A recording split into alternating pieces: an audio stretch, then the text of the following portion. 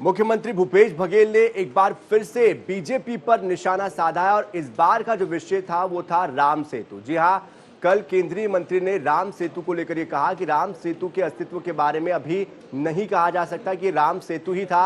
हालांकि जो चट्टानें मिली है उससे सिर्फ अंदाजा लगाया जा सकता है। उनका कल का सदन का जो बयान था उसको लेकर फिर से एक बार राम भक्त को लेकर या राम को कौन कितना मानता है इस बात को लेकर फिर से विवाद छिड़ चुका है और इसीलिए सीएम भूपेश बघेल ने कहा कि ये दिखावे के लिए राम भक्त बनते हैं और हमको भी इसी तरह से बदनाम किया गया था कि कांग्रेस राम पर विश्वास नहीं करती है और अब खुद की जब बारी आई तो वो इसे आर्कियोलॉजिकल सर्वे ऑफ इंडिया की तरफ से तथ्यात्मक बात के तौर पर प्रस्तुत कर रहे हैं।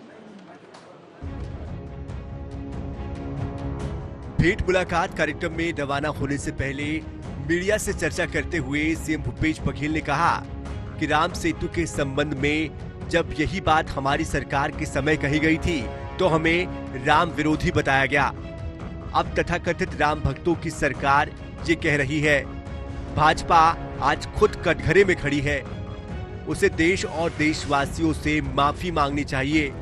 सीएम भूपेश बघेल ने कहा कि आज ही नहीं, आजादी के समय से कुछ संगठन आजादी की लड़ाई का विरोध करते थे, अंग्रेजों के लिए काम किया करते थे। इनका काम था अफवाह फैलाना, यही इनका मूल चरित्र था जो आज भी नहीं बदला है। कांग्रेस सरकार में जब बात कही गई थी तो हम लोगों को कहा गया था कि राम विरोधी। अब खुद के ये जो राम भक्त है तथाकथित, उनकी जो सरकार है और वो सदन में ये कहते हैं कि पुख्ता सबूत नहीं है, अब इसको किस श्रेणी में रखा जाएगा?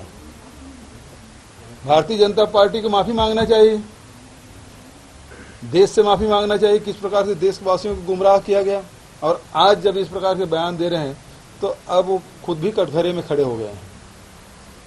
तो इससे तो भारतीय जनता पार्टी को देश से माफी मांगना चाहिए। यदि सच में राम भक्त होते तो अपनी सरकार के खिलाफ आलोचना करते।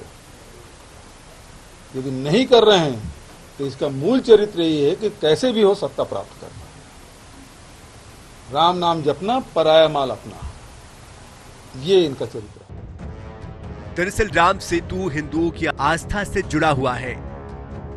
अगर सेतु होने का कोई वैज्ञानिक प्रमाण नहीं मिलता तो इससे आस्था पर कोई फर्क पड़ेगा, ऐसा नहीं लगता। लेकिन ऐसे मुद्दों को लेकर राजनीतिक दल जरूर इसका फायदा उठाने की कोशिश करते हैं। यही बात आस्थावानों को समझने की जरूरत है।